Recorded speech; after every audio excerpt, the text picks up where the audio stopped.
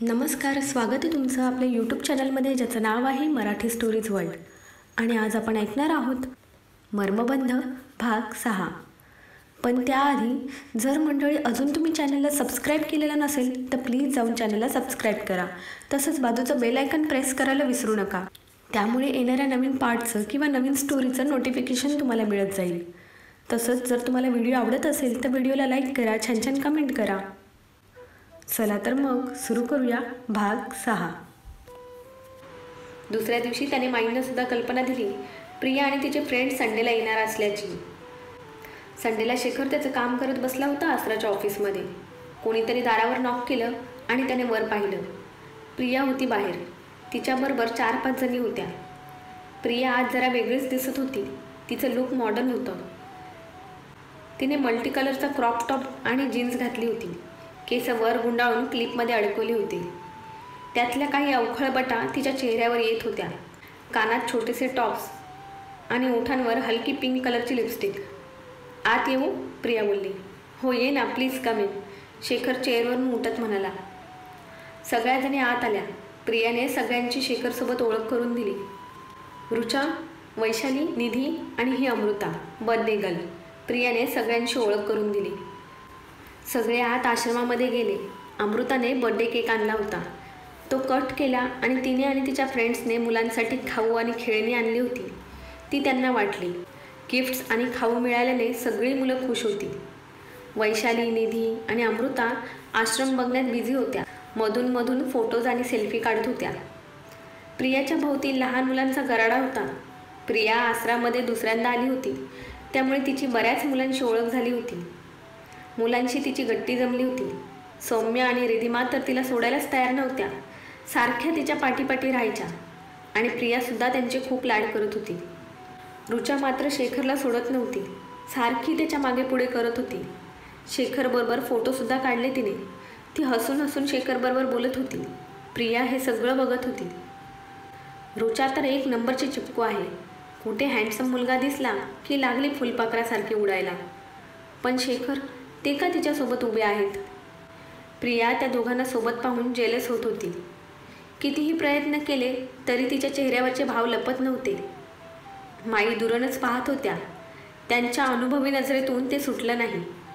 प्रियाला शेखर आवडतो हे त्यांनी हेरलं आणि प्रियासारखी समजदार मुलगी शेखरच्या आयुष्यात आली तर त्याचं भलंच होईल हा विचार त्यांच्या मनात येऊन गेला. त्यांनी शेखरबरोबर बोलायचं ठरवलं.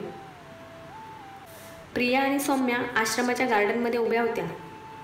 प्रियाला तिथली रंगीबिरंगी फुलं खूप आवडली. दीदी, तुला पण आवडली ही फुलं? सौम्याने विचारलं. हो, खूप आवडली. तुलासुद्धा आवडतात ना? प्रियाने विचारलं. मला तर फक्त हा पिंक रोज आवडतो.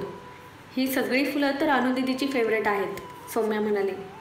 खूप सुंदर आहेत ही फुलं. प्रिया फुलांना हात लावत म्हणाली.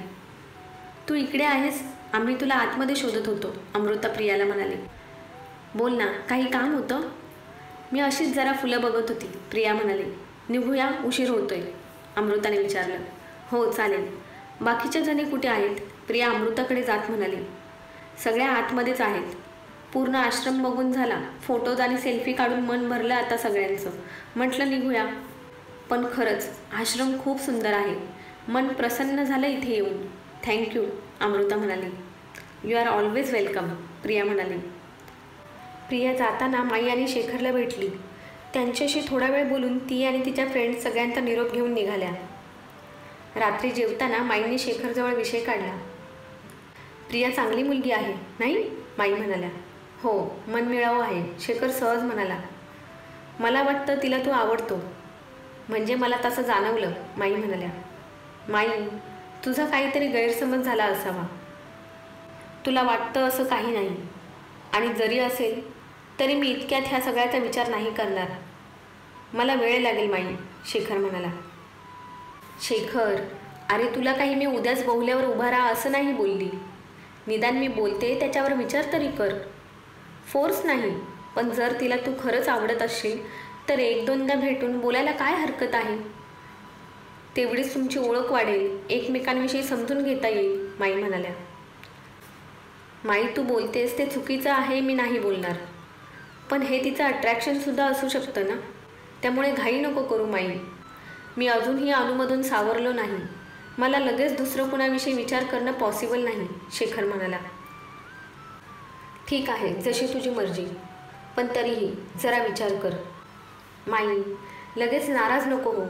मला माहीत आहे माझी काळजी आहे म्हणून तू असं बोलत असतेस, पण माझ्या जागेवर स्वतःला ठेवून विचार कर ना.